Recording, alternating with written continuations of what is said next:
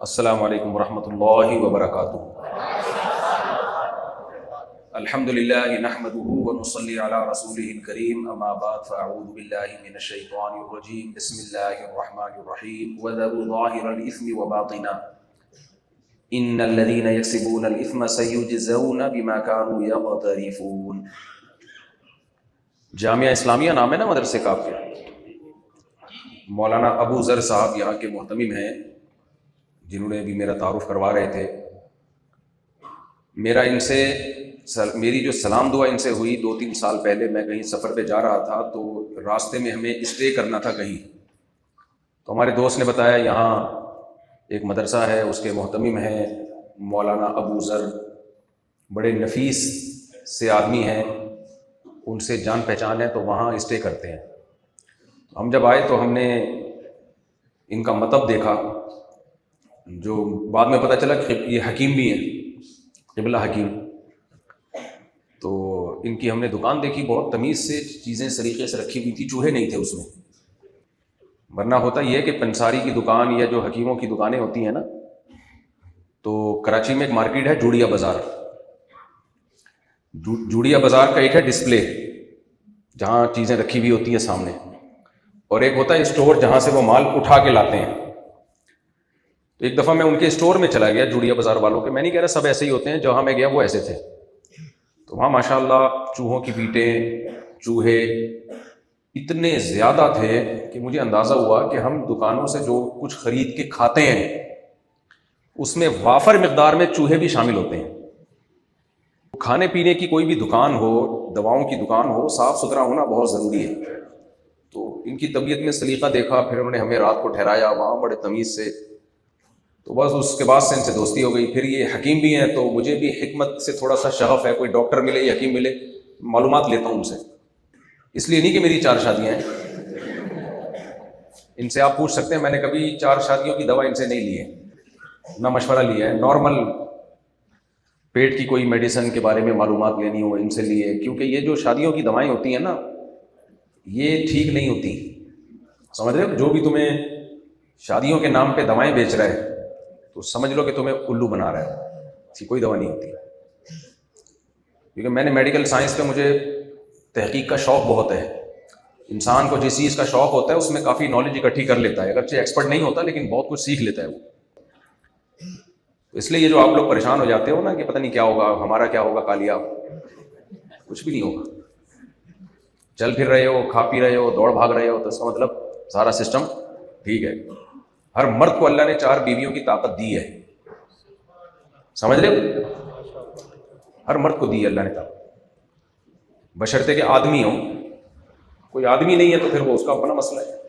یہ بیان شروع ہو چکا ہے، آپ سوچ رہے ہو کہ پتہ نہیں بیان کب شروع ہوگا، تو ہو گیا، شروع ہو گیا۔ میرے بیان اسی طرح سے شروع ہوتا ہے۔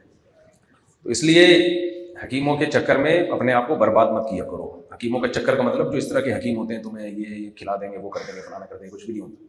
جو روٹی کھا رہا ہے، پراٹھے ہضم کر رہا ہے، اس کا مطلب سب کچھ فٹ فاٹ ہے۔ سب چیزیں ایک ساتھ ہی خراب ہوتی ہیں انسان کی۔ جب بڑھاپا آتا ہے تو نظر بھی خراب، کمر بھی خراب، گھٹنے بھی خراب، سب چیزیں ہوتے ہوتے بالآخر قبر میں۔ جب ہم قبر میں جاتے ہیں تو ہمارے ساتھ کی قبر میں ہی دفن ہے یا شی دفن ہے، ہمیں اس سے کوئی فرق بولو نہیں پڑتا، کیونکہ سب کچھ ختم، برابر ہو گیا۔ تو میں یہ بتا رہا تھا، ان سے میری گپ شپ ہو گئی، تو ابھی ہم جا رہے تھے دورے پہ، تو بھورے والا میں ہم نے کہا کہ حضرت کے مدرسے کا وزٹ کرنا چاہیے، جامعہ اسلامیہ، اور یہاں جامعہ اسلامیہ کا رزلٹ سنا ہے بہت اچھا ہے جی۔ کیا رزلٹ ہے آپ ابھی بتا رہے تھے تھوڑے سے دوبارہ، تاکہ یہ ویڈیو میں بھی آ جائے نا، ایک مدرسے کا ایک تھوڑا سا تعارف ہو جائے۔ دورے تک کا مدرسہ ہے نا آپ کا؟ جی، جامعہ ہندیہ کے اندر پھر وہ دورہ بھی ہے اور گریجویشن تک ہے۔ اچھا، دونوں تعلیمات ہیں، دین دنیا، گریجویشن بھی ساتھ ساتھ کرواتے ہیں اور دورہ بھی کرواتے ہیں۔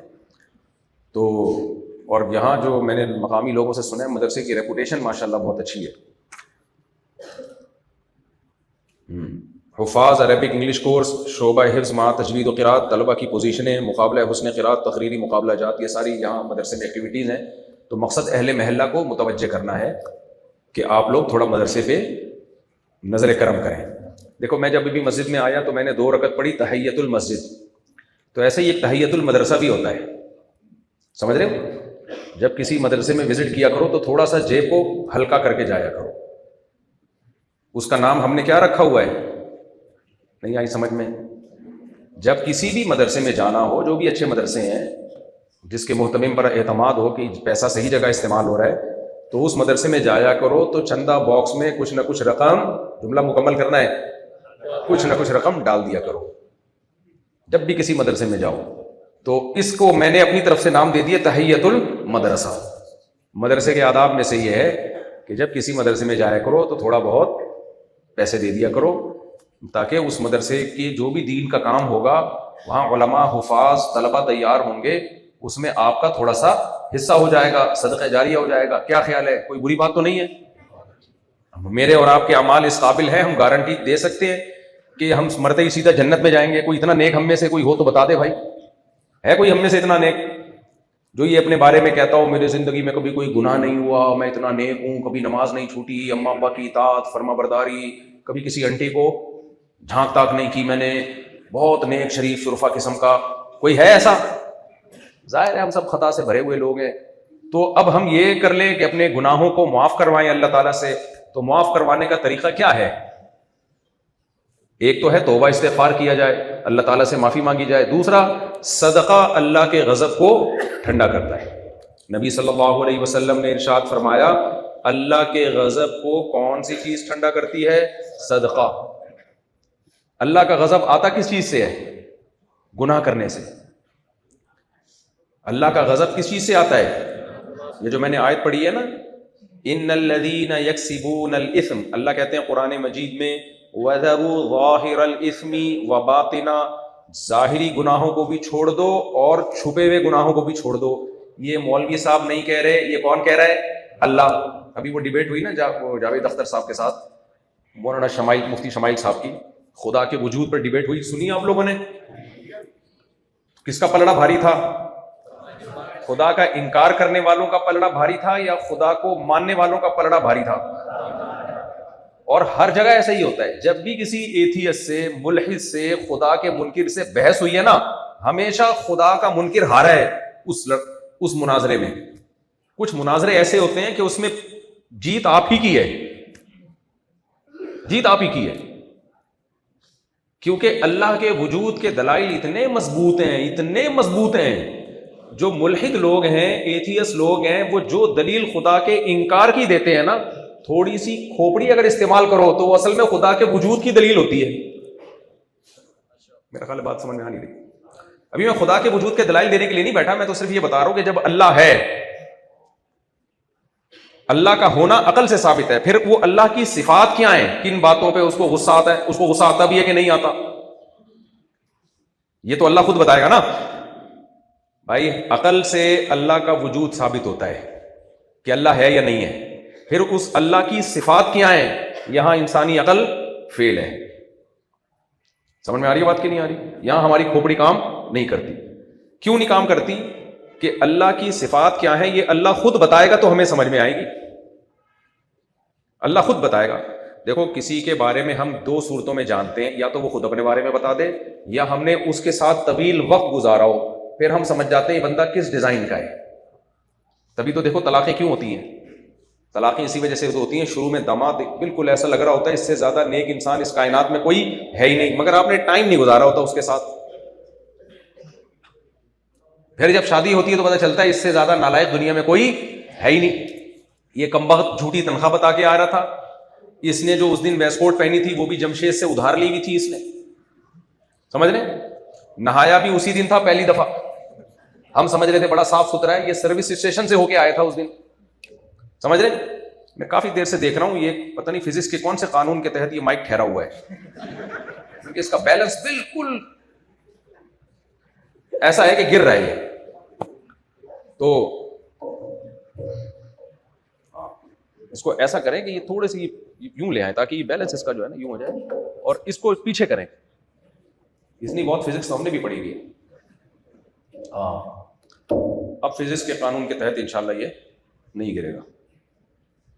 اگر اب بھی گر گیا تو قانون چینج کروانا پڑے گا پھر. ہاں تو میں یہ عرض کر رہا تھا کہ دیکھو ہم کسی کے ساتھ رہتے ہیں تو ہمیں پتہ چلتا ہے یہ کس ڈیزائن کا آدمی ہے، یا خود وہ بتائے اور ہمیں اطمینان ہو کہ یہ جھوٹ نہیں بول رہا تو ہمیں پتہ چلے گا. کیا خیال ہے؟ لوگ بتا رہے ہوتے ہیں شادی کے بعد اپنی بیگم کو، دیکھو میں غصے کا بہت تیز ہوں، خود اپنی صفات خود بتا رہے ہوتے ہیں نا کہ مجھے یہ پسند ہے، یہ پسند نہیں ہے، مجھے گھر میں گندگی بالکل بھی، مولانا ابو ذر صاحب کی جب شادی ہوئی ہوگی تو انہوں نے بتا دیا ہوگا مجھے گندگی بالکل بھی پسند نہیں ہے، مجھے چوہے اور چوہے کی بیٹوں سے بہت سخت نفرت ہے. جو سلیقہ ہے ان کی طبیعت میں ہم نے دیکھا اس سے یہی متوقع ہے. سب کچھ برداشت کر لوں گا، گندگی برداشت نہیں کروں گا. یہ ہوتا ہے ڈیزائن بعض لوگوں کا. ہمارے کچھ دوست احباب ایسے ہیں وہ کھانے سے پہلے ڈیٹول سے ہاتھ دھوئے بغیر کھانا نہیں کھاتے، نارمل صابن بھی ان کے لیے کافی بولو نہیں ہے. تو وہ کسی ایسی بیوی کو برداشت کر لیں گے جو ہاتھ دھوئے بغیر کھانا کھا کے بیٹھ جائے ان کے ساتھ. یعنی جو آدمی کہہ رہا ہے ڈیٹول سے دھونا ہے، نارمل صابن بھی نہیں، وہ بغیر دھوئے کو برداشت کر لے گا. تو آپ کا جب بھی کسی سے دوستی ہوتی ہے، شادی ہوتی ہے، آپ اپنی صفات بیگم کو بتا رہے ہوتے ہو، یہ چیزیں میرے لیے ناقابل برداشت ہیں، بیگم بھی بتا رہی ہوتی ہے ٹھیک ہے سب کچھ ہے لیکن مجھ سے یہ برداشت نہیں ہوتا، تو ہم اپنا انٹروڈکشن خود کرواتے ہیں تاکہ ایسا کوئی کام نہ ہو جو ہماری مرضی کے خلاف. ہم جب سفر کر رہے ہوتے ہیں بتاتے ہیں، ہم جب ہوٹل میں جاتے ہیں، دعوت پہ جاتے ہیں، لوگ پوچھتے ہیں مفتی صاحب کھانے میں کیا کھائیں گے، تو ہمیں اپنا انٹروڈکشن خود ہی کروانا پڑتا ہے. اب میں یہ بتاؤں کہ یہ کھا سکتا ہوں، بہت ساری چیزیں الحمدللہ کھا سکتے ہیں. میں وہ بتانا چاہوں یہ بھی کھا سکتا ہوں، یہ بھی کھا سکتا ہوں، یہ تو قیامت آ جائے گی. تو ہم یہ بتاتے ہیں یہ نہیں پکانا، یہ میں نہیں کھاتا، باقی ساری چیزیں جائیدادوں کے علاوہ کھا جاتا ہوں میں. سمجھ رہے؟ تو ہر شخص خود ایکسپلین کرتا ہے کہ مجھے کیا پسند ہے اور کیا نہیں پسند. اس کی ایکسپلینیشن کے بغیر، اس کی وضاحت کے بغیر تھرڈ پرسن خود بخود متعین نہیں کر سکتا. تو اللہ کی صفات، یا تو ہم نے اللہ کے ساتھ ٹائم گزارا ہو تو ہمیں پتا چلے اللہ کیا چیزوں کو لائک کرتا ہے اور کن چیزوں کو ڈس لائک کرتا ہے. تو ہم میں سے کوئی ہے جس نے اللہ کے ساتھ ٹائم گزارا ہو؟ کیا خیال ہے بھائی؟ تو اس سے پتا چلتا ہے کہ جب تک اللہ خود نہیں بتائے گا ہمیں اللہ سمجھ میں نہیں آئے گا. دیکھو اسلام کا خدا کی قسم اتنا بڑا احسان ہے ہمارے اوپر.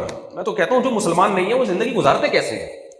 ان کو تو بیچاروں کو قیامت تک یہی نہیں پتا چلے گا اچھا کیا ہے برا کیا ہے. اچھائی اور برائی کا کوئی معیار ہی نہیں ہے ان کے پاس کہ خدا کن چیزوں سے خوش ہوتا ہے کن چیزوں سے ناراض ہوتا ہے. وہ تو قیامت تک فیصلہ کرتے رہیں گے.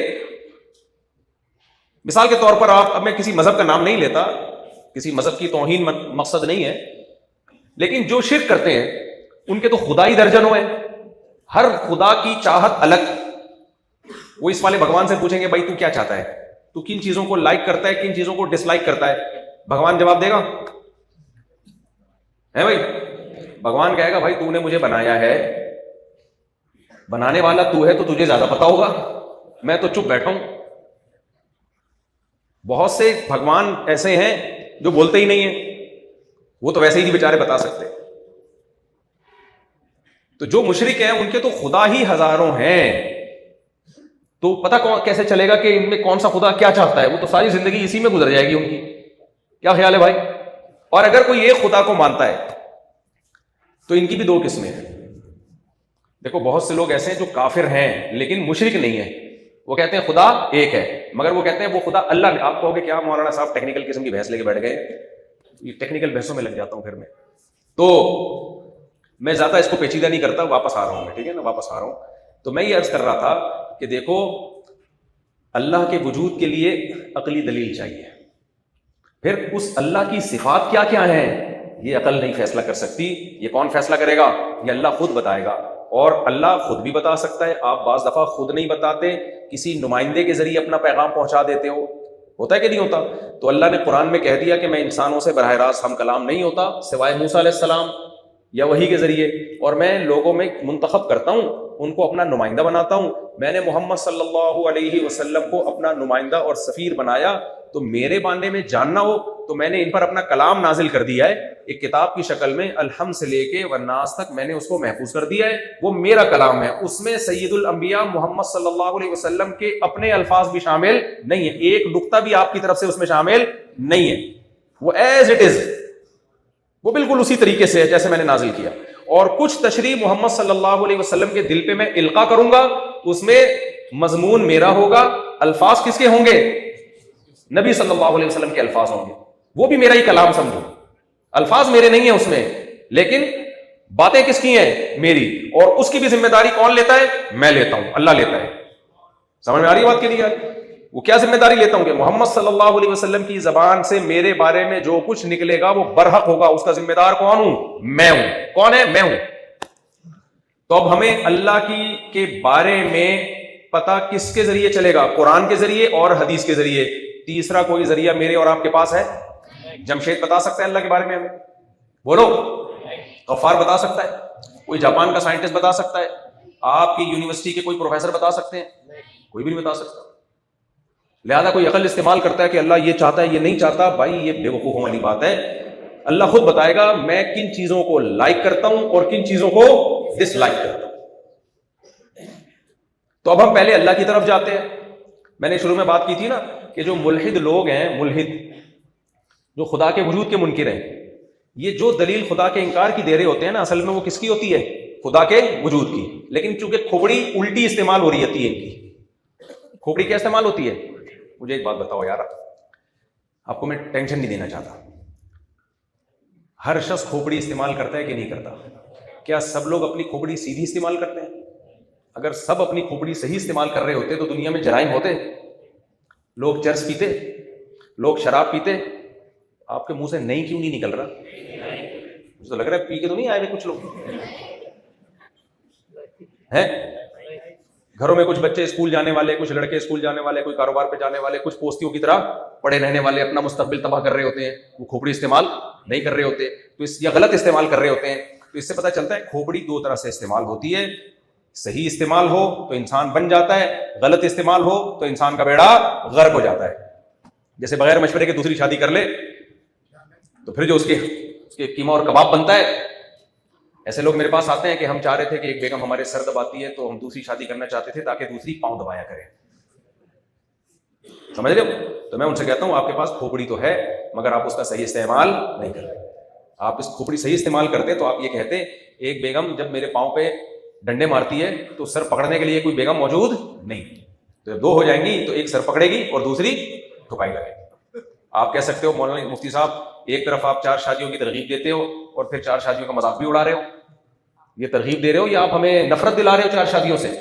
بھائی میں آپ کو نفرت نہیں دلا رہا, میں آپ کو ایک حقیقت بتا رہا ہوں کہ 4 شادیاں کرو ضرور مگر جہاد کی نیت سے, پٹنے کی نیت سے کرو, لڈو کھانے کی نیت سے مت کرو. یہ نہیں ہوگا کہ آپ کی جب 4 شادیاں ہوں گی تو ایک بیگم آپ کے سر کی مالش کر رہی ہوگی, دوسری آپ کے لیے چائے پکا رہی ہوگی, تیسری آپ کے پاؤں دبا رہی ہوگی, چوتھی آپ کے کپڑے استری کر رہی ہوگی. ایسا نہیں ہوگا میرے بھائی. پھر کیا ہوگا؟ ہر ایک کے ساتھ ڈفرینٹ قسم کے حالات ہیں. سمجھ رہے ہو؟ اس میں ہر ایک کے حالات کیا ہیں؟ دوسرے سے ڈفرینٹ. بے عزتی سب کی ہوتی ہے, جس نے بھی 4 کی ہیں, 3 کی ہیں, 2 کی ہیں, قدر مشترک یہ کہ بے عزتی. گھر کے باہر ہیرو ہوں گے, گھر میں بےزتی. اب بےزتی ڈفرینٹ اسٹائل میں ہوتی ہے. کسی کو اس سسر کی طرف سے وہ فحش گالیاں سننے کو مل رہی ہوتی ہیں جو اس نے زندگی میں کبھی کسی دشمن کو بھی نہیں دی ہوتی. بےزتی کی ایک قسم یہ ہے. تو آپ اس بےزتی کے لیے بھی دوسری شادی کے بعد بولو تیار. دوسری بےزتی جھوٹ. جھوٹ بولنے پر عزت ملتی ہے, سچ بولنے پر آپ جھوٹ کی مشین بن جاؤ گے, کیونکہ آپ سچ بتاؤ گے تو پکڑے جاؤ گے. آپ کیا خیال ہے؟ مثال کے طور پر آپ نے ایک بیگم نے پوچھا آپ کو سب سے زیادہ محبت کس سے ہے؟ آپ نے بول دیا تیسری سے یا دوسری سے. گئے. تو بے شک آپ کو اس سے محبت نہ ہو, آپ نے جھوٹ ہی بولنا ہے اور اللہ کو حاضر ناظر جان کے جھوٹ بلوایا جائے گا آپ سے. سمجھ رہے ہو؟ تو اب میں بےزتیوں پہ بیان شروع کروں گا تو بیان لمبا ہو جائے گا. بہت ساری مختلف قسم کی بےزتیاں ہوتی ہیں. گھر کے باہر آپ ہیرو ہوگے, جب آپ گھر سے باہر نکلو گے انٹروڈکشن ہوگا, یہ ان سے ملیے, ماشاءاللہ 4 بیویاں ان کی, ان سے ملیے, یار مرد کا بچہ ہے یار, یہ ہوگا. گھر میں جب آپ جاؤ گے, سمجھ رہے ہو, تو پھر ڈفرینٹ چیزیں. اگر ایک بےزتی ہوتی تو میں بتا دیتا ہوں, لیکن ہر شخص کے حالات دوسرے سے کیا ہیں؟ کوئی کسی کی طرح ذلیل ہو رہا ہے, کوئی کتے کی طرح ذلیل ہو رہا ہے, کوئی گدھے کی طرح ذلیل ہو رہا ہے. لیکن ایک بات یاد رکھو, اللہ اس کام سے کیا ہو جائے گا؟ خوش. سمجھ رہے ہو؟ اللہ کیا ہوگا اس کام سے؟ اللہ خوش ہو. زنا سے بچ جاؤ گے, 4 عورتوں کو سہارا دے دو گے, نبی نے فرمایا سب سے بہترین صدقہ جو تم اپنی زوجہ کو کھلاتے ہو، نبی کی سنت پر عمل ہو جائے گا، معاشرے سے زنا کا خاتمہ، آپ قربانی کا بکرا بنو گے، قربانی کا بکرا بنو گے، لیکن امت کو فائدہ ہوگا۔ تو جس نے آخرت کو سامنے رکھ کے زندگی گزارنی ہے بھائی، وہ اس سنت کو زندہ کرے گا، اور جو آخرت کو سامنے نہیں رکھتا، عیاشی کے لیے کر رہا ہے، تو اس کو چاہیے کہ ایک عدد دم لگوا لے، کیونکہ ہے وہ گدھا، بے وقوف ہے، صرف دم کی کمی ہے اس کے اندر۔ تو اس لیے میں یہ جو ترغیب دیتا ہوں نا 4 شادیوں کی، یہ عیاشی کے لیے بالکل بھی نہیں دیتا، اس میں عیاشی بالکل بھی نہیں ہے، سمجھ، برکتیں بہت ہیں، برکتیں بہت ہیں اس کی، ثواب بہت ہے، تو اسی نیت سے کیا کرو، اور پھر رویا نہیں کرو، کر لی ایسی کی تیسی، جو ہوگا دیکھا جائے گا، سمجھ رہے ہو؟ بے عزتی ہو رہی ہے کوئی بات نہیں، عزت آنے جانے والی چیز ہے۔ ہمارے ایک شاگرد تھے، میرے دوست تھے، کیا ہیں، کلاس فیلو تھے، ہم حضرت مفتی رشید احمد صاحب کے یہاں پڑھا کرتے تھے، 10-15 طلبہ تھے ہم ٹوٹل۔ تو بعض دفعہ طلبہ سے ظاہر ہے کوئی ایسی غلطی ہو جاتی ہے، استاذوں کی طرف سے ڈانٹ پڑتی ہے، میں تھوڑا سینسیٹیو تھا، تو ہمارے ایک استاذ نے ایک دن بہت ڈانٹا مجھے بھی اور میرے کلاس فیلو کو بھی۔ اب مجھے تھوڑی سی محسوس ہوا، بے عزتی تھوڑی سی کیا ہوئی، فیل ہوئی مجھے، میں ان کے چہرے کی طرف دیکھا تو ان پہ کوئی اثر ہی نہیں ہو رہا۔ خیر استاذ کی ڈانٹ تو ایسے ہے جیسے بارش زمین کے لیے پانی، تو لیکن محسوس تو اپنے اختیار میں نہیں ہے نا، کیا خیال ہے، بے عزتی محسوس تو تھوڑی سی ہوئی، تو ہم نے اجر سمجھ کے برداشت کر لیا کہ چلو جی استاذوں کی ڈانٹ ہے، برداشت کرنا چاہیے۔ میں باہر نکلا، میں نے کہا آپ کو تو لگ رہا ہے محسوس بھی نہیں ہوئی؟ تو انہوں نے ایک ایسا عظیم ملفوظ پیش کیا جو مجھے زندگی کے بہت سارے شعبوں میں، خاص طور پہ شادیوں میں کام آیا۔ انہوں نے کہا دیکھو، میں سمجھا کہ پتہ نہیں کوئی کہاں سے نکالا، انہوں نے کسی بزرگ کا قول نکالا، کہنے لگا دیکھو عزت آنے جانے والی چیز ہے، کبھی آتی ہے اور کبھی جاتی ہے، تو جانے کے غم میں رویا نہیں کرو، خود بخود آ جاتی ہے، خود بخود۔ اس نے کہا اس کو انجوائے کرتے، سمجھ رہے ہو کہ نہیں سمجھ رہے؟ میں نے کہا یار یہ بندہ ٹھیک ہے بھائی۔ خیر کچھ ملفوظ یاد رہ جاتے ہیں ہمیشہ، کیونکہ جب بھی کبھی مجھے بے عزتی محسوس ہو نا، گھر میں ہی ہوتی ہے بے عزتی زیادہ تر، تو پھر آدمی یہ ملفوظ سوچ کے صبر حاصل ہو جاتا ہے، صبر مل جاتا ہے اس سے۔ خیر تو میں یہ عرض کر رہا تھا کہ بھائی اللہ کے بارے میں ہمیں کون بتائے گا؟ اللہ۔ تو دو چیزیں ہیں، پہلا ہے اللہ کا وجود۔ تو میں جلدی سے ایک مثال دے دوں، پھر میں اپنے اصل ٹاپک کی طرف آتا ہوں۔ مثال میں یہ دے رہا تھا کہ جو ایتھیسٹ لوگ ہیں نا، ملحد لوگ ہیں، وہ خدا کے انکار کے جو دلائل دے رہے ہوتے ہیں نا، اصل میں وہ دلائل کس کے ہوتے ہیں؟ خدا کے وجود کے ہوتے ہیں، لیکن وہ کھوپڑی کا غلط استعمال کر رہے ہوتے ہیں۔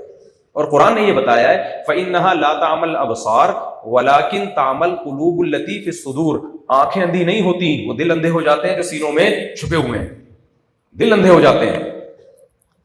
ایک ایتھیسٹ نے دلیل دی کہ دیکھو ہم جب گاڑی چلاتے ہیں تو گاڑی کے ایکسلریٹر پہ پاؤں رکھتے ہیں تو گاڑی چلتی ہے، بریک پہ پاؤں لگاتے ہیں تو گاڑی رکتی ہے۔ بھورے والا میں بھی ایسا ہی ہوتا ہے نا، کیا خیال ہے بھائی؟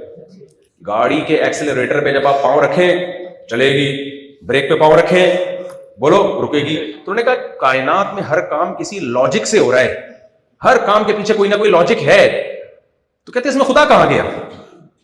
وہ کہتے ہیں میں خدا کو جب مانوں گا کہ جب آپ گاڑی کے ایکسلریٹر پہ پاؤں رکھیں تو رکے، بریک پہ پاؤں رکھیں تو چلے، میں مانوں گا کوئی طاقت ہے خدا کی، کوئی گاڈ ہے، کوئی کریٹر ہے جو اسباب کا محتاج نہیں ہے، ہر سبب کو کیا کر دیتا ہے؟ الٹا کر دیتا ہے۔ لیکن ہم تو دیکھ رہے ہیں کائنات میں بھائی چیزوں کو گرم کیا جائے تو گرم ہو جائیں گی، ٹھنڈا کیا جائے تو ٹھنڈی ہو جائیں گی، دھکا دو تو چلے گی، روکو تو رکے گی۔ کیا خیال ہے بھائی؟ تو ہر کام لاجک سے ہو رہا ہے، ہر چیز کے پیچھے کوئی نہ کوئی سائنس ہے، کوئی سائنٹیفک لاجک ہے ہر کام کی۔ تو ایک شاگرد کے سامنے انہوں نے، پروفیسر صاحب نے یہ فضول باتیں کی، وہ بیچارے کے دماغ کھوپڑی آؤٹ ہو گئی، تو میرے پاس آیا، کہنے لگا یار ہمارے ٹیچر ایتھیسٹ ہیں، انہوں نے تو عجیب سی دلیل دی، میں تو بوکھلا گیا۔ میں نے کہا یہ دلیل تو انہوں نے خدا کے وجود پہ دی ہے بھائی، خدا کے انکار پہ تھوڑی دی ہے۔ میں نے کہا مجھے ایک بات بتاؤ، اپنے ٹیچر سے پوچھو کہ جو گاڑی چلنے میں کسی طاقت کی محتاج اور رکنے میں بھی، جملہ مکمل کرنا پڑے گا، طاقت کی محتاج، وہ خود بخود بن سکتی ہے؟ ایک کنڈیشن سے دوسری کنڈیشن میں چینج ہونے کے لیے چینجر کی محتاج ہے۔ تو چینجنگ بڑا عمل ہے یا وجود میں آنا بڑا عمل ہے؟ تو وہ مثال کے طور پر ایک شخص یہ کہے کہ یہ گاڑی پہ جب ہم چلاتے ہیں تو چلتی ہے, رکتے ہیں تو رکتی ہے, اتنی محتاج ہے, لیکن یہ بنی خود بخود ہے. کوئی لاجک کی بات ہوگی ہے؟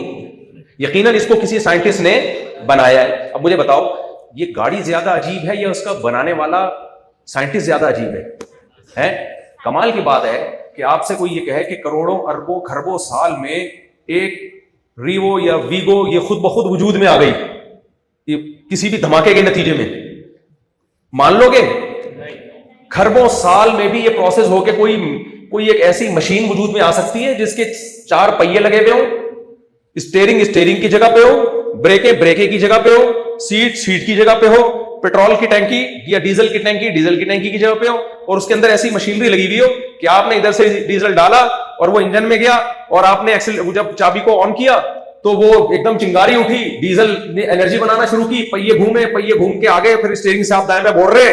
کھربوں اربوں سالوں میں بھی ایسی گاڑی, کیا چھوٹی سی سائیکل جس میں یہ سسٹم نہ ہو, صرف 2 پہیے ہو اور ایک چین ہو, ایک ایسی سائیکل بھی کھربوں سال میں خود بخود وجود میں آ سکتی ہے کیا؟ تو اس سائیکل کو بنانے والا خود بخود کیسے وجود میں آ گیا بھائی؟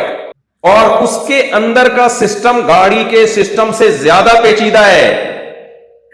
گاڑی میں آپ ڈیزل ڈالتے ہو, آگ لگتی ہے, انرجی پیدا ہوتی ہے, پہیا موو کرتا ہے, یہ بہت سادہ سی میکینک, اس کا جو میکینزم ہے بہت سادہ ہے.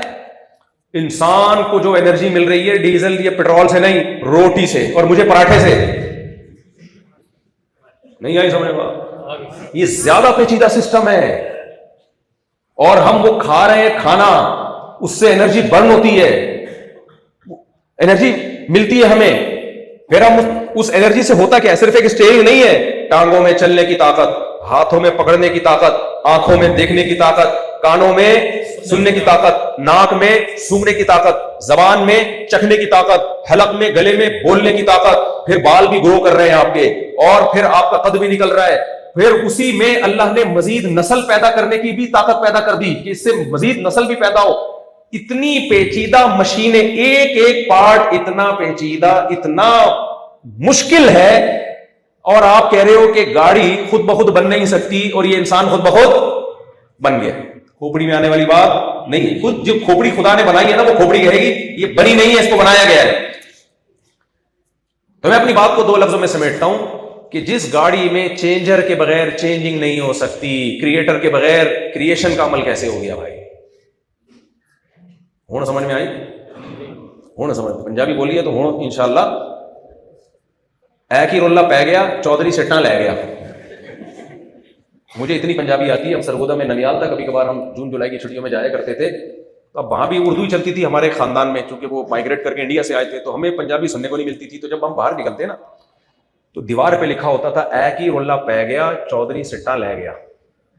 تو وہ مجھے یاد ہو گیا, وہ جملہ مجھے, ایک ہی رولہ پہ گیا, چودھری سٹنا لے گیا. ایک اور لفظ پنجابی کا مجھے ایسے یاد ہوا, ہم جب بس میں بیٹھتے تھے تو ہمیں کہیں اترنا ہوتا تھا, تو ڈرائیور بولتا تھا گڈی نو سائڈ تے لا دے, تو لگا دے کو بولتا تھا لا دے, سائڈ پہ کو بولتا تھا سائڈ تے, گاڑی کو بولتا تھا گڈی نو سائڈ تے لا دے. تو وہ جملہ مجھے ایسا یاد ہوا ہے, ابھی میں بھی کہیں گاڑی روکنی ہوتی ہے, گڈی نو سائڈ تے لا دے. سمجھتے ہو کہ نہیں سمجھتے؟ تو ہم جب سرگودا جاتے تھے بچپن میں, تو باہر نکل کے ایک دفعہ مجھے کسی نے, گھر والوں نے بھیجا کہ جاؤ تندور سے روٹیاں لے کر آؤ. میں روٹیاں لینے گیا تو میری عمر ہوگی 13-14 سال. میں نے کہا بھائی 50 یعنی 10 روٹیاں دے دو. تو تندور والا مجھے حیرانگی سے دیکھ رہا ہے, کہہ رہا منڈا تو بڑا پڑھا لکھا معلوم ہوتا ہے. میں جب اردو بول رہا تھا تو وہ کہنے لگے یہ تو کوئی پڑھا لکھا شخص معلوم ہو رہا ہے. ہمارے بھائی کہتے ہیں ہمیں پولیس والے چھوڑ دیتے تھے بغیر لائسنس کے بھی, کہ پڑھا لکھا بندہ لگ رہا ہے. اس وقت اردو عام نہیں تھی, اب تو اردو ہی بولی جا رہی ہے. تو لیکن اتنا ہے کہ جب مجھے پنجاب میں رہ کے 2 چیزیں سیکھنے کو ملی. مذاق کرنے کا جو مزہ پنجابی میں ہے وہ اردو میں نہیں. دوسرا, لڑائی اردو میں نہیں ہوتی, پنجابی میں ہوتی ہے. اگر آپ اردو میں لڑو گے, اردو میں گالیاں دو گے, لڑائی کا سارا مزہ آپ نے کرکرا. جب پھٹا کرنا ہو تو میں جو لوگ بھی لڑائی میں بھڑنے والے لوگ ہیں ان سے کہتا ہوں کہ اگر آپ نے لڑائی کرنی ہے اور گالیاں دینی ہے تو پنجابی سیکھنا ضروری ہے. اس کے بغیر سامنے والے پر گالیوں کا کوئی روک نہیں. وہ ہنسے گا, آپ کو سمجھے گا آپ اس کو کھجا رہے ہیں, وہ سمجھے گا آپ کیا کر رہے ہیں. تو اس لیے ہر زبان کی اپنی ایک حیثیت ہے. خیر, تو دیکھو بھائی یہ کائنات میں خود بخود کچھ نہیں ہو رہا. خود بخود یہ بنی نہیں ہے, یہ بنائی گئی ہے. خود بخود کیسے ہو گیا بھائی یہ سب کچھ؟ آنکھ ناک کان روٹی سے ہی سب کچھ بن رہا ہے. اب ہم اس پر تو ایمان لے آئے کہ اس کائنات کو کسی نے بنایا ہے. بنانے والا کیسا ہے یہ عقل نہیں بتائے گی ہمیں. سمجھ رہے ہو؟ یہ کون بتائے گا؟ تو بنانے والا خود بتائے گا. تو بنانے والا ہمیں بتائے گا تو ہمیں پتہ چلے گا. تو بنانے والے نے ہمیں کیا بتایا؟ بنانے والے نے ہمیں بتایا اور اپنے نبی کے ذریعے بتایا, ان ربی قد غضب اليوم غضبا لم يغضب قبله مثله ولن يغضب بعده مثله. اس حدیث سے پتہ چلتا ہے اللہ کو غصہ بھی آتا ہے, کما هو لائق بشانی. اس کے غصے کو ہم اپنے غصے پہ قیاس نہیں کر سکتے. اب کیسے آتا ہے یہ ہمیں, اس کے پہ ہمیں سوچنے کی بھی اجازت نہیں. سمجھ رہے ہو کہ نہیں سمجھ رہے؟ لیکن اتنی بات ہے اسے غضب آتا ہے. اللہ محبت بھی کرتا ہے. کیسے کرتا ہے ہمیں معلوم نہیں, لیکن کرتا ہے محبت. وَهُوَ الْغَفُورُ الْوَدُودُ, وہ بہت زیادہ محبت کرنے والا. الودود کا مطلب بہت زیادہ محبت کرنے والا. محب کہتے ہیں محبت کرنے والا, ودود تھوڑی نہیں بہت زیادہ. عجیب بات آپ کو بتاؤں, یہی الفاظ حدیث میں ہے کہ جب نکاح کرو تو اس عورت سے نکاح کرو جو الودود ہو, آپ سے بہت زیادہ محبت کرے. سمجھتا ہے کہ نہیں سمجھتا؟ اور عورت کو بھی چاہیے ایسے میاں سے محبت کرے, ایسے میاں سے نکاح کرے جو بہت زیادہ, اب چپ کیوں, تمہارے فائدے کی بات کر رہا ہوں, محبت کرنے والا. یہ میں کیوں یہ جملہ بیچ میں لے آیا؟ اس لیے کہ آج کل والدین اپنے بچوں کی شادی اس جگہ کراتے ہیں جہاں والدین بہت زیادہ محبت کر رہے ہوتے ہیں. بچہ گیا تیل لینے, اس سے انہیں غرض نہیں ہوتی ہمارے بچے کو بھی یہ پسند ہے یا نہیں ہے, یا ہماری بچی کو بھی یہ پسند ہے یا نہیں ہے. مجھے بیٹا یہ بہو بہت پسند ہے. ابا آپ کی تھوڑی شادی ہو رہی ہے, شادی کس کی ہو رہی ہے؟ اچھا پھر یہاں ابا کو غصہ آتا ہے کہ کیا تم نے ماں باپ کے حقوق نہیں پڑھے؟ اسلام کیا کہتا ہے ماں باپ کے بارے میں؟ بھائی اسلام نے ہر چیز کے بارے میں ہمیں بتا دیا ہے.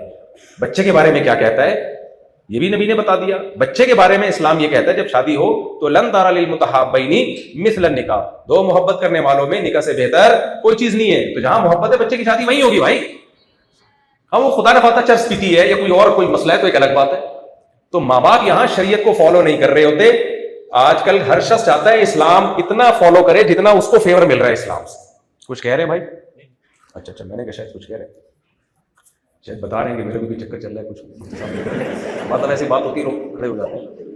تو ہم میں سے ہر شخص اسلام اتنا فالو کرتا ہے, اتنا اتباع کرتا ہے جو جتنا اسلام اس کو فیور کرو. ہمارے حضرت مفتی رشید احمد صاحب رحمہ اللہ تعالیٰ کے پاس ایک صاحب آئے اپنا بچہ لے کے کہ آپ اس کو مدرسے میں داخل کر لیں, بہت شرارتی ہے, ماں باپ کا کہنا نہیں مانتا, کچھ اسلام سیکھے گا تو اس کے دل میں ماں باپ کا احترام آ جائے گا. تو حضرت کے پاس چھوڑ کے چلے گئے. حضرت نے اس کو جون پور کا قاضی بنا دیا, مسالہ زیادہ لگا دیا اس کے اوپر. وہ لطیفہ میں ریپیٹ نہیں کروں گا, بہت دفعہ سنا چکا ہوں. حضرت نے کیا بنا دیا اس کو؟ بہت سے لوگوں کو مجھے لگ رہا ہے کہ نہیں پتا اس لطیفے کا. بھائی یہ قاری صاحب نے بچے کو ڈانٹ رہے تھے کہ کمبخت تو گدھا تھا, میں نے تجھے انسان بنایا. ایک دیہاتی کھڑا ہوا سن رہا تھا, اس نے کہا ابے یہاں تو گدھے بھی انسان بن جاتے ہیں. وہ دیہاتی اپنے گدھے کو لے کر آ گیا, قاری صاحب اس کو بھی بنا دو. قاری صاحب کو کھیلنے کا موقع مل گیا. قاری صاحب نے کہا بیوقوف آدمی ہے, چلو تھوڑا سا کھیلتے ہیں, اس سے انجوائے کرتے ہیں. تو قاری صاحب نے کہا چھوڑ جاؤ, تھوڑا مسالہ لگانا پڑے گا انسانوں والا نا, تو 1 ہفتہ لگے گا. 1 ہفتے میں یہ آہستہ آہستہ کیا بن جائے گا؟ انسان بن جائے گا. چھوڑ کے چلے گئے. ڈاروین کے پاس چھوڑ کے چلے جاتے تو 1 کروڑ سال میں بنا دیتا اس کو. خیر 1 ہفتے بعد آیا, جی میرا گدھا انسان بن گیا. قاری صاحب نے کہاں بنایا؟ تو قاری صاحب نے کہا دیکھو اس پہ مسالہ تھوڑا زیادہ لگ گیا ہے غلطی سے, تو وہ نارمل انسان نہیں بلکہ وہ جون پور کا قاضی بن چکا ہے. اب وہ نارمل انسان نہیں ہے, عظیم انسان تھا, جج بن گیا ہے. تو جو جون پور ایک شہر ہے, وہاں جو جج ہے وہ اصل میں تیرا گدھا تھا جو میں نے کیا بنا, مسالہ غلطی سے کیا لگا دیا اس کو. تو یہ وہاں گیا, جج صاحب نے کچھ نہیں دیا اس کو, تو یہ گھاس لے کر آیا, ایسے کر رہا ہے ہش ہش. اس نے پوچھا بھائی کیا کر رہا ہے تو؟ جج نے ڈانٹ لگایا کہ تو توہین عدالت کر رہا ہے. اس نے کہا اوے چپ کر جا, ہے تو میرا گدا, وہ تو تجھے مسالہ تھوڑا سا زیادہ لگ گیا ہے. تو یہ واقعہ ہمارے حضرت مفتی رشید احمد صاحب اس واقعے سے جوڑا کرتے تھے کہ وہ آیا میرے پاس اپنا بچہ چھوڑ کے گیا کہ اس کو تھوڑا سا انسان بنا دیں, تھوڑا ماں باپ کی اطاعت سیکھ جائے. حضرت کے پاس مسالہ زیادہ لگ جایا کرتا تھا تو وہ داڑھی بھی رکھ لی اس نے, شلوار اس کی ٹکنوں سے اوپر آ گئی, نماز روزے کا پابند ہو گیا اور نظر کی حفاظت اور نیک پرہیزگار انسان کو ضرورت سے زیادہ اچھا انسان بن گیا, یعنی ان کے ماں باپ کی نظر میں ضرورت سے زیادہ. تو ماں باپ تھوڑے دنوں میں لے کر آئے, کہتے ہیں ہم نے تو آپ کو اس کو بولا تھا کہ عام نارمل اچھا انسان بنا دو, آپ نے تو پورا مولوی بنا دیا اس کو. آپ نے کیا بنا دیا؟ تو پورا ہی نیک بنا دیا, تو نمازیں بھی پڑھ رہا ہے. یہ تھوڑی ہم نے بولا تھا کہ داڑیاں بھی رکھ لے. تو اس پہ حضرت فرمایا کرتے تھے کہ ہم میں ہر شخص چاہتا ہے کہ اتنا اسلام لے جتنا اسلام اس کو فیور کر رہا ہے. ماں باپ چاہتے ہیں ہمارا بچہ اتنا نیک انسان بن جائے کہ قرآن و سنت میں جو والدین کے احکامات ہیں وہ بچے کو پتہ چل جائے, اماں ابا کو نہ پتہ چلے کہ بچے کے کیا حقوق ہیں, اماں ابا کو بالکل بھی پتہ نہ چلے. تو بھائی دونوں طرف ہے نا, کچھ ماں باپ پر ہے تو کچھ آپ پر بھی تو ہے. کیا خیال ہے؟ تو اس کو زبردستی ٹھوس رہے ہو یار, اس کے اوپر وہ پہنا رہے ہو اس کو جو اس کو سمجھ میں ہی نہیں آ رہی ہے. میرے پاس کتنے کیسز آ چکے ہیں کہ اماں ابا کے کہنے پر کر لی, نہیں دل چاہ رہا تھا, بائل نہیں تھا, اس زندگی پھر کس کی تباہ کرتے ہیں؟ کسی کی بیٹی کی زندگی. تو یہ غلط ہے کہ اللہ کے بارے میں ہمیں کون بتائے گا؟ اللہ خود. تو اللہ نے بتایا کہ غضب بھی آتا ہے مجھے, کیسے؟ جیسے کہ اللہ کی شان ہے. اللہ نے بتایا میں محبت بھی کرتا ہوں, اور تھوڑی نہیں, الودود, بہت زیادہ. سمجھ رہے ہو؟ تھوڑی نہیں بلکہ بہت زیادہ. اللہ نے ہمیں بتایا کہ میں بندوں پر رحم بھی کرتا ہوں. اللہ کی صفات میں رحمت بھی ہے. رحمت, ہم کیا کہتے ہیں, کسی کو دیکھ کے ترس آتا ہے نا ہمیں, اللہ کو بھی ترس آتا ہے, لیکن کیسے آتا ہے اس کے بارے میں ہمیں اللہ نے غور کرنے سے بھی منع کر دیا کہ تم وہاں تک نہیں پہنچ سکتے. بس ہم کتنا اجمالی ایمان رکھتے ہیں, جیسے ہمیں کسی کو دیکھ کے ترس آتا ہے تو خدا کو بھی بولو آتا ہے. سوال پیدا ہوتا ہے پھر انتقام کیوں نہیں لیتا ظالم سے؟ جاوید اختر نے سوال پوچھا نا, غزہ میں اتنے بچے مظلوم قتل ہو رہے ہیں تو اللہ کیوں خاموش ہے؟ تو یہ اس کا جواب کون دے گا؟ اللہ پہ اعتراض ہے نا, تو جواب میں دوں گا یا اللہ دے گا؟ ابے اعتراض کس پہ کیا جا رہا ہے؟ اللہ پہ. تو جواب دینا مولوی مفتی کا کام ہے یا اللہ کا کام ہے؟ تو اللہ نے اس کا جواب دیا جاوید اختر صاحب کو. بھائی جاوید اختر ہی نام ہے نا, تو میں نام بھی بعض غلط لے رہا ہوتا ہوں, ویسے لوگوں کو رگڑ رہا ہوتا ہوں جو ہوتے ہی نہیں ہیں. میرے ساتھ یہ بڑا مسئلہ ہے. تو جاوید اختر ہی ہے نا وہ جو جس کے ساتھ بھی مناظرہ ہوا ہے. تو جاوید اختر صاحب نے بار بار یہ بات دہرائی کہ دیکھو اگر اللہ ہے, خدا ہے, کریٹر ہے, گاڈ ہے, تو فلسطین میں اتنے مظلوم قتل ہو رہے ہیں, ان پہ خدا کو ترس کیوں نہیں آتا؟ یہ کس پہ اعتراض ہے؟ اللہ پہ. تو اللہ جواب میں, اب جواب میرے ذمہ بنتا ہے, علماء کے ذمہ بنتا ہے, یا اللہ کے ذمہ بنتا ہے؟ علماء کا کام صرف اتنا ہے کہ جو جواب اللہ نے دیا ہے علماء اس کو نقل کر دیں. تو اس کا جواب اللہ دے چکا ہے. اللہ نے قرآن میں اس کا جواب دیا, لا تحسبن اللہ غافلا عما يعمل الظالمون, ظالم جو کچھ کر رہا ہے اللہ کو اس سے ہرگز غافل مت سمجھو. نون تاکید کا لگا دیا اللہ نے, ہرگز ہرگز, ڈبل نون. جو علماء ہیں وہ عربی گرامر جانتے ہیں, وہ سمجھتے ہیں لا تحسبن کا مطلب ہرگز ہرگز اللہ کو غافل مت سمجھو. سوال پیدا ہوتا ہے اللہ تو کہہ رہا ہے مجھے ترس بھی آ رہا ہے مظلوم پہ, ظالم پہ غصہ بھی آ رہا ہے, اللہ ہرگز غافل نہیں ہے, تو پھر سزا کیوں نہیں دے رہا؟ اس کا بھی اللہ نے جواب دیا, انما یؤخرهم لیوم تشخص فیہ الابصار. میرا ایک قاعدہ ہے, دنیا میں ظلم بھی چلے گا, انصاف بھی چلے گا, رحمت بھی چلے گی, اور غضب بھی چلے گا. یہ دنیا میں سب کچھ ہوگا. ناحق انسانوں کا قتل بھی ہوگا, اور انسانوں کی زندگیاں بچانے والے بھی پیدا ہوں گے, ماں باپ کو ستانے والے بھی ہوں گے, ماں باپ کو خوشیاں دینے والے بھی ہوں گے, اور لوگوں سے لوٹ کھسوٹ کر کے بال کھانے والے بھی ہوں گے, اور لوگوں پہ خرچ کرنے والے بھی ہوں گے, اور راتوں کو فلمیں ڈرامے دیکھنے والے بھی ہوں گے, خدا کے سامنے اٹھ کے سجدہ ریز ہونے والے بھی ہوں گے, اور یتیم کا مال کھانے والے بھی ہوں گے, اور یتیموں کی کفالت کرنے والے بھی ہوں گے, زنا کرنے والے بھی ہوں گے, نکاح کرنے والے بھی ہوں گے, رشتے جوڑنے والے بھی ہوں گے, رشتے توڑنے والے بھی ہوں گے, اور حرام کھانے والے بھی ہوں گے, حلال کھانے والے بھی ہوں گے. یہ سب سوسائٹی میں قیامت تک رہیں گے. نماز چھوڑنے والے بھی ہوں گے, نماز پڑھنے والے بھی ہوں گے, شرک کرنے والے بھی ہوں گے, ایک خدا کو ماننے والے بھی ہوں گے, اور خدا کا انکار کرنے والے بھی ہوں گے, خدا کا اقرار کرنے والے بھی ہوں گے.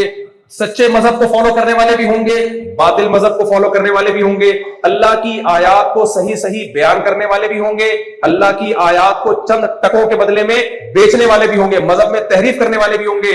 مارکیٹ میں اچھائیوں کی جتنی قسمیں ہیں وہ بھی ہر وقت اویلیبل ہوں گی، اور برائیوں کی جتنی قسمیں ہیں وہ بھی ہر وقت اویلیبل ہوں گی۔ اسی طرح دنیا چلے گی۔ اب تمہیں جب یہ اشکال ہوگا کہ برائی کو خدا نے برداشت کیوں کیا ہوا ہے، کیا خدا سے غیرت ختم ہو گئی ہے؟ نہ نہ نہ، اللہ اپنے نبی کی زبان سے کہلوائے گا کہ میں سب سے زیادہ غیرت والا اور اللہ مجھ سے بھی زیادہ غیرت والا۔ جب زمین پہ کوئی برائی ہوتی ہے تو مجھے اور آپ کو اتنی غیرت نہیں آتی جتنی اللہ کو آتی ہے، مجھے اور آپ کو اتنا غصہ نہیں آتا جتنا اللہ کو آتا ہے۔ تو پھر اللہ انتقام کیوں نہیں لیتا؟ تو اللہ اس کا جواب دیتا ہے انما یؤخرهم لیوم تشخص فیہ الابصار، میں نے ایک دن رکھا ہوا ہے جس دن تمہاری نگاہیں پھٹی کی پھٹی رہ جائیں گی، اس دن کی سختی بچوں کو بوڑھا کر دے گی، اس دن ایسا حساب ہوگا کہ دودھ کا دودھ پانی کا پانی کر دوں گا۔ ایک بے سینگ والی بکری سے بھی حساب لیا جائے گا کہ سینگ والی بکری نے تجھے کیوں مارا۔ اتنا سخت حساب کتاب ہوگا کہ تم پکار اٹھو گے کہ اللہ سے زیادہ کوئی حساب لینے والا نہیں ہے۔ مالی حاضل کتاب، قرآن کے الفاظ ہیں، میرے کوئی الفاظ نہیں ہے، کہ جس ظالم کا حساب لیا جائے گا نا وہ کہے گا مالی حاضل کتاب لا یغادر صغیرۃ ولا کبیرۃ الا احصاها۔ او بھائی، ایسا حساب و کتاب تو میرے ذہن میں تصور، دنیا میں تو اس کی مثال نہیں ملتی کہ میری زندگی میں جو نیکی میں نے ایک بھی نیکی اگر چھپ کے کی ہو وہ بھی آج میرے سامنے آ گئی، کوئی نیکی میں نے غار میں اندھیرے میں، کوئی برائی میں نے چھپ کے کی ہو وہ بھی آج میرے سامنے آ گئی۔ لا یظلم ربک احدا، اللہ کہتے ہیں تیرا رب کسی کے ساتھ ظلم نہیں کرے گا، نہ ہونے دے گا۔ تو میرے بھائی جاوید اختر صاحب سے میں گزارش کرتا ہوں، ان باتوں کا خدا پہلے جواب بولو دے چکا ہے۔ جس خدا پہ آپ اعتراض کر رہے ہو نا، جتنے بھی ملحد لوگ ہیں، تو اس کا جواب میں اور آپ نہیں دیں گے۔ جس پہ اعتراض ہے جواب کون دے گا؟ وہ جواب تو خدا جواب دے چکا ہے اس کا۔ آپ بات کر رہے ہو غزہ کے مظلوموں کے بچوں کی، تو بچے قتل جو ہوئے ان کا تو الگ حساب، کسی بچے کو خراش بھی آئی ہے، قرآن کہہ رہا ہے یہ خراش بھی ہمارے فرشتے لکھ رہے ہیں۔ آپ غزہ کے بچوں کی بات کر رہے ہو، اللہ کے جو نمائندے محمد صلی اللہ علیہ وسلم نے فرمایا، صحیح ہے مسلم کی حدیث، ایک چیونٹی بھی اگر کوئی ناحق مارے گا، غزہ کے بچے تو بہت بات کی بات ہے بھائی، چیونٹی کا بھی حساب لیا جائے گا اگر ناحق قتل کیا ہے آپ نے اس کو۔ نبی صلی اللہ علیہ وسلم نے فرمایا کسی پیغمبر کو کسی چیونٹی نے کاٹا، صحیح حدیث ہے، ان پیغمبروں نے وہاں جتنی چیونٹیاں تھیں مار دی، اللہ نے وہی نازل کی کہ کاٹا ایک نے تھا، باقیوں کو آپ نے کیوں مارا؟ یہ کس کو تنبیہ کی گئی ہے؟ بولتے کیوں نہیں؟ پیغمبر کو۔ اللہ کے پیغمبر کو اجازت نہیں ہے کہ کسی ناحق چیونٹی کو قتل کرے۔ اور اگر آپ خدا کا انکار کرتے ہو تو اس کا مطلب آپ غزہ کے مظلوموں کی فریاد رسی نہیں کر رہے، آپ جو ظالم ہے اس کے ہاتھ مضبوط کر رہے ہو کہ کرتے رہو طاقت کے نشے میں، جو کچھ کرو کوئی پوچھنے والا نہیں ہے۔ دنیا انتقام لے رہی ہے؟ بولو، جنہوں نے غزہ کے مظلوم بچوں کو مارا ان قاتلوں کو کسی نے سزا دی؟ اور کوئی امکان اسباب کی دنیا میں نظر آ رہے کوئی سزا دے گا ان کو؟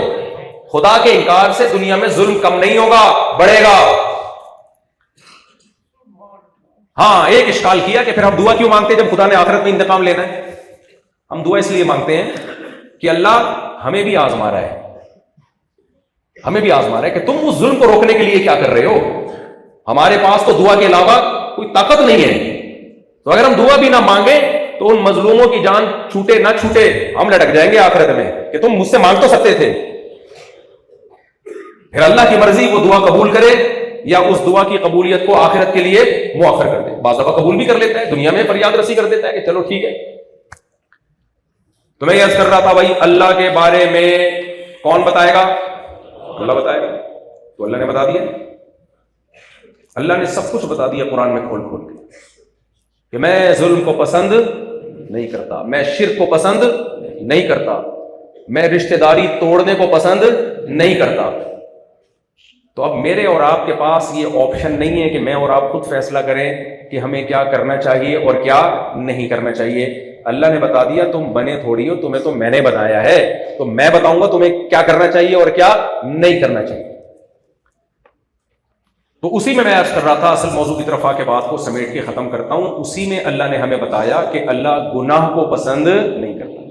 اور گناہ میں کیا کیا ہے؟ جس چیز کو بھی اللہ نے حرام کر دیا وہ کیا کہلائے گا؟ گناہ. سمجھ رہے ہو؟ نماز چھوڑنا گناہ ہے یا نہیں ہے؟ داڑھی کٹانا، ماں باپ کو ستانا، بد نظری کرنا، بولتے کیوں نہیں؟ گناہ. رشتہ توڑنا گناہ. سٹے لگانا. میں سوچ رہا ہوں نا کون کون سے گناہ مارکیٹ میں چل رہے ہیں. مارکیٹ میں چل کون کون سے گناہ ہیں؟ نشہ. سب سے بڑا گناہ تو نمازیں چھوڑنا ہو رہا ہے. مسجد فجر میں خالی.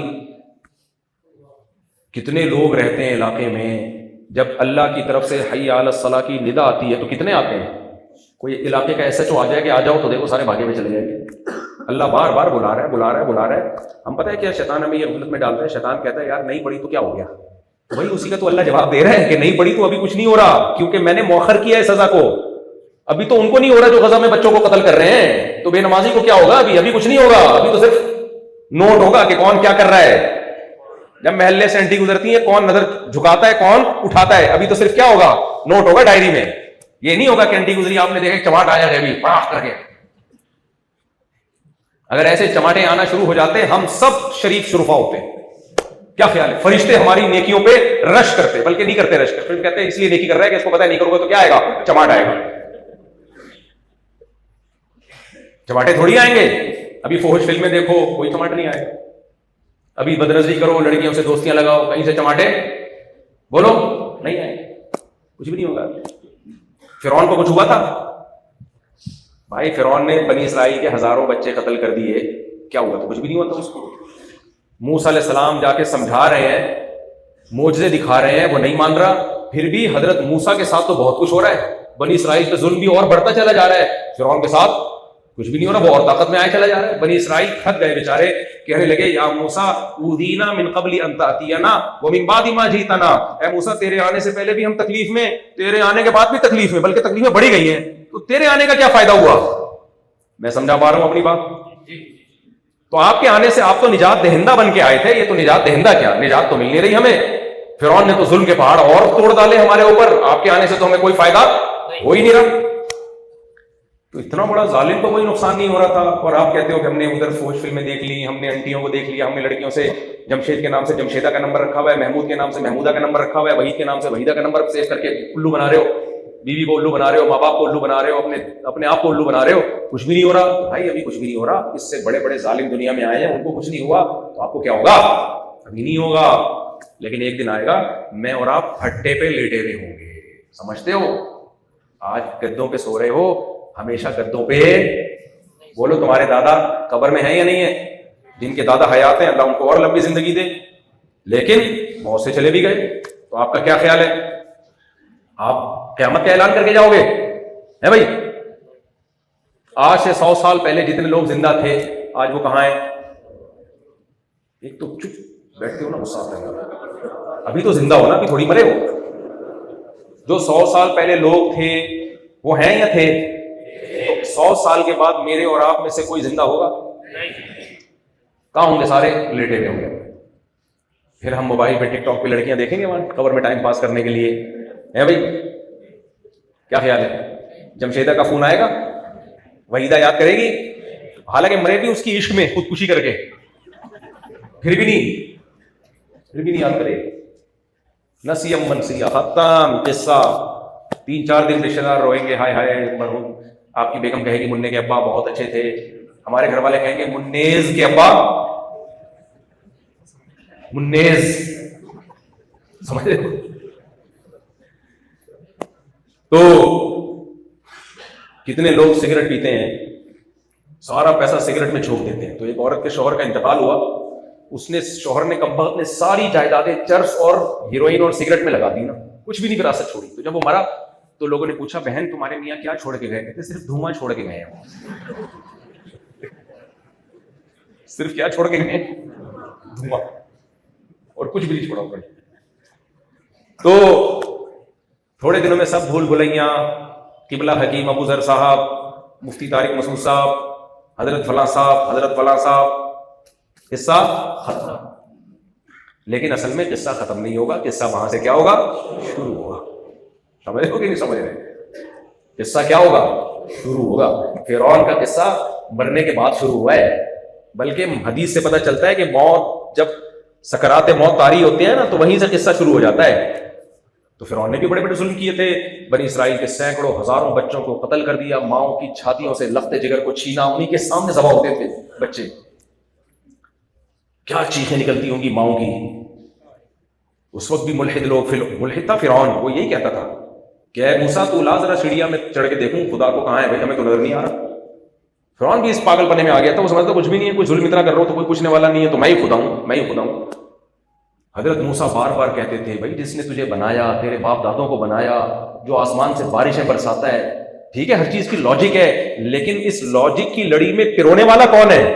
ایکسیلریٹر پہ ہم پاؤں رکھتے ہیں تو گاڑی چلتی ہے, تو یہ سسٹم ڈالا کس نے ہے؟ کسی میکینک نے ڈالا ہے, کسی سائنٹسٹ نے ڈالا ہے, خود بخود تھوڑی ڈل گیا سسٹم. تو اتنا خوبصورت نظام جو اس کائنات کا ہے یہ ہے اور لاجک کے تحت ہو رہا ہے, لیکن اس لاجک کو بنایا کس نے؟ یہ خود بخود تھوڑی بن گئی ہے. آنکھ دیکھتی ہے, اس کی کوئی سائنٹیفک لاجک ہے, کوئی پروسیس ہوتا ہے آنکھ میں, مگر آنکھ میں وہ سافٹ ویئر ڈالے گئے ہیں, خود بخود نہیں ڈلے ہیں وہ, تب آنکھ میں دیکھنے کی صلاحیت پیدا ہوئی ہے.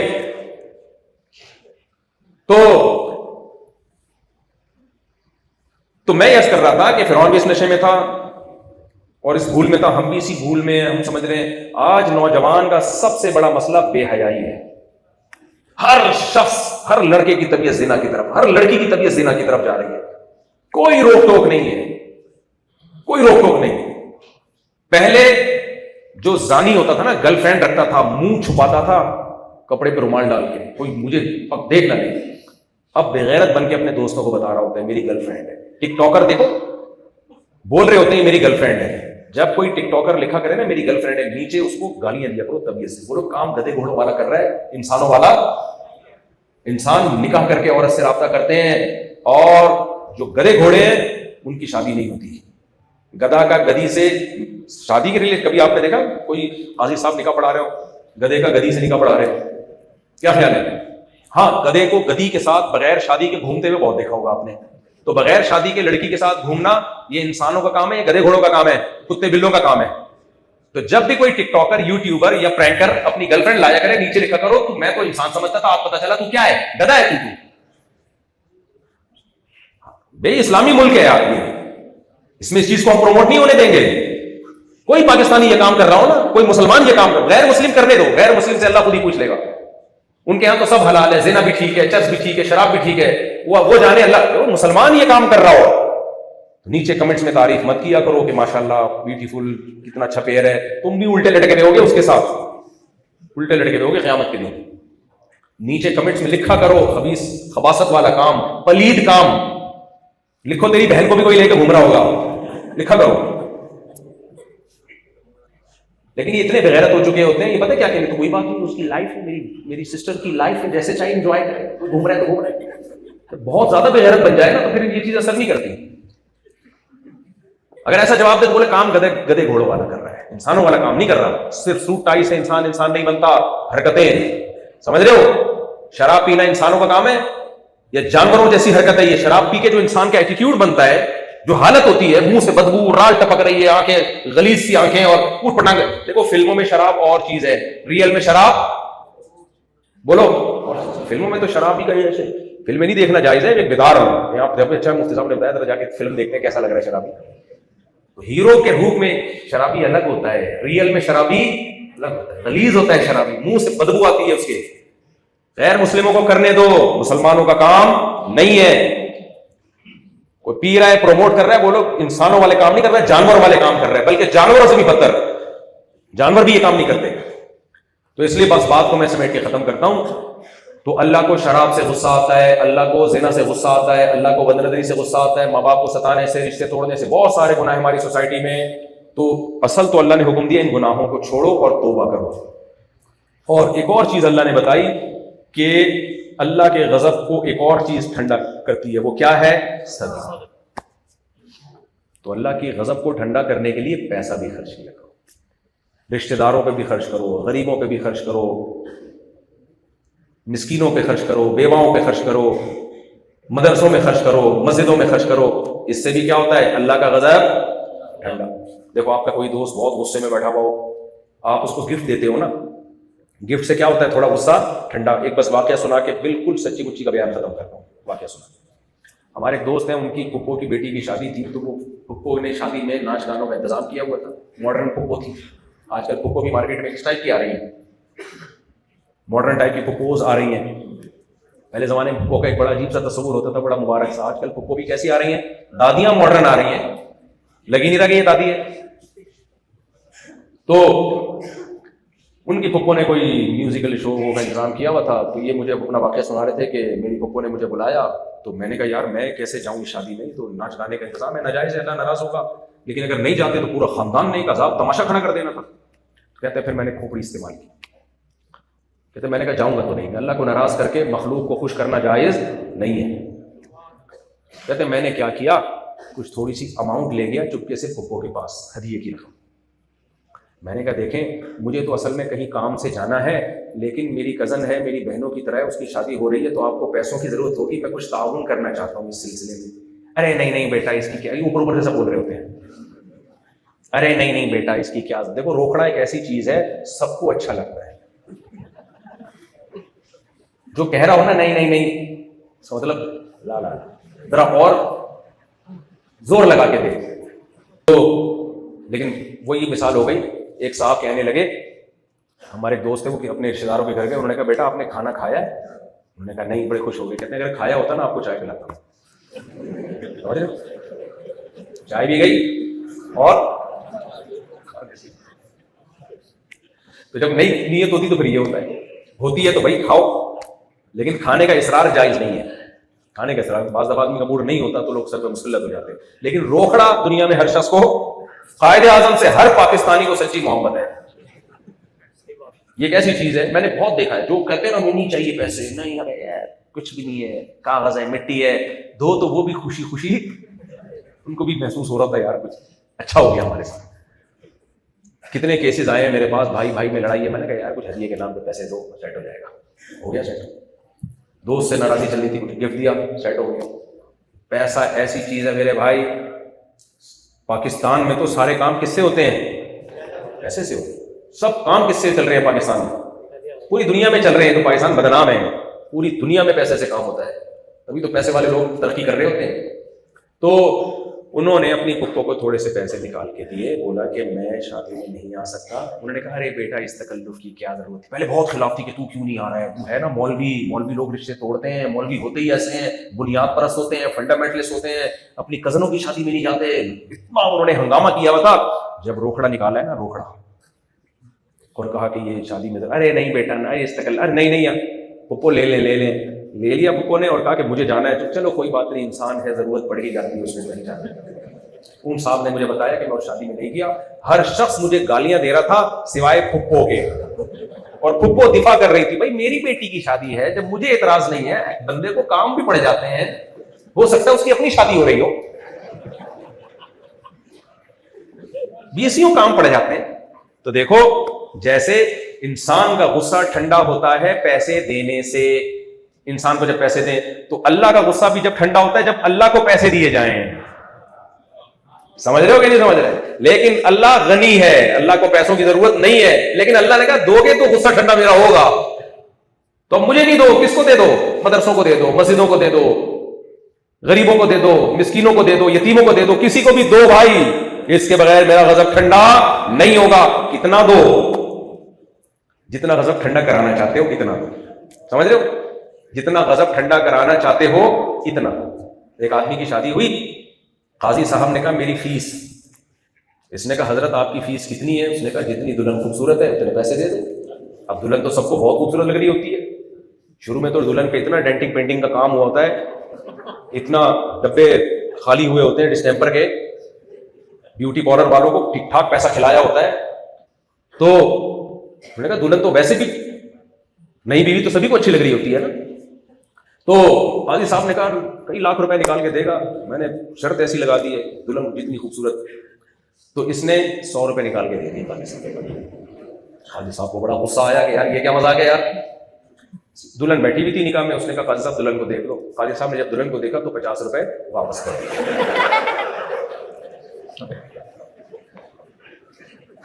काजी साहब ने कहा تھوڑے سے کیا ہو زیادہ ہو. تو بھائی جتنی خوبصورت دلہن تھی اس حساب سے فیس ہو گئی. تو جتنا بڑا گناہ ہے اور جتنا اللہ کا غضب ٹھنڈا کروانا چاہتے ہو اس حساب سے کیا کرو, صدقہ.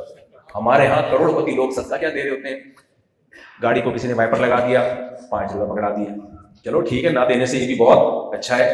اتنا صدقہ جیب سے نکلے کہ جیب کو تھوڑی سی تکلیف ہو, سمجھ رہے ہو, جتنی آپ کو پیسہ خرچ کرنے میں تکلیف ہوگی اللہ کا غضب اتنا ٹھنڈا ہوگا. ہاں سمجھتے ہو کہ نہیں سمجھتے؟ نبی نے فرمایا سب سے بہترین صدقہ وہ ہے کہ تمہیں یہ لگے کہ اگر یہ پیسہ بچا لوں گا تو اس پیسے سے بہت پیسہ کما لوں گا, خرچ کر دوں گا تو فقر و فاقہ کا خوف, اس خوف اور امید کے بیچ میں جو صدقہ ہوتا ہے وہ سب سے بہترین صدقہ ہوتا ہے. تو میں یہ نہیں کہہ رہا کہ تو قرآن نے منع کہ اتنا مت خرچ کرو کہ لوگوں کے سامنے بھیک مانگنی پڑے, سر اٹھا کے نہ جی سکو, لیکن اتنا تو کرو میرے بھائی کہ جس سے جیب پہ تھوڑا سا بوجھ آئے, لگے کہ یار پتہ نہیں میں غلط تو نہیں کر رہا ہے بھائی, ایسا محسوس ہو. سمجھتے ہو کہ نہیں سمجھتے؟ تو اللہ تعالی ہمیں عمل کی توفیق عطا فرمائے اور گناہوں سے بچنے کی اور نیکیاں کرنے کی اللہ ہمیں توفیق عطا فرمائے, اور اس مدرسے کو اللہ کو خوب ترقی عطا فرمائے. سبحانک اللہم و بحمدک نشہد ان لا الہ الا انت نستغفرک ونتوب الیک. دعا کر لیتے ہیں الحمدللہ رب العالمین والعاقبۃ للمتقین والصلاۃ والسلام علی رسول الکریم وعلی آلہ وصحبہ اجمعین. ربنا آتنا فی الدنیا حسنۃ وفی الآخرۃ حسنۃ وقنا عذاب النار. صلی اللہ تعالی علی خیر خلقہ محمد وعلی آلہ وصحبہ.